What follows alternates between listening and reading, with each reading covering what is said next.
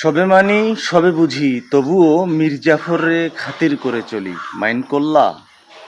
শিক্ষক ছাত্রকে পড়াশোনার তাগিদ দেওয়া বা অন্যান্য অপকর্ম থেকে বিরত থাকার তাগিদ দেওয়ার কারণে সেই ছাত্র স্কুল শিক্ষকের বাড়ির যাবতীয় ফল ফলাদির গাছ, কলার গাছ চুরমার করে দিয়েছে কেটে।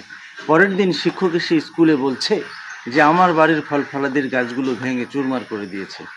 সেই ছাত্রই আবার বলছে, কার অত বড় সাহস যে আপনার বাড়ির ফল ফলাদি কেটে ফেলে।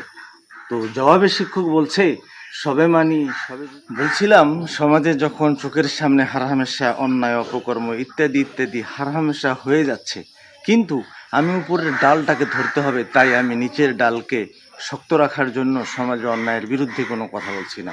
ভালো দুনিয়ার কিছু সময়ের জন্য যদি নিজের জবানকে, অস্তিত্বকে অন্য দাদাগিরির কাছে বিলীন করে দিয়ে দিই, তাহলে মৃত্যুর পরে আমার কর্মের জন্য জবাব দিতে দিতে তো আমার হুঁশ থাকবে না।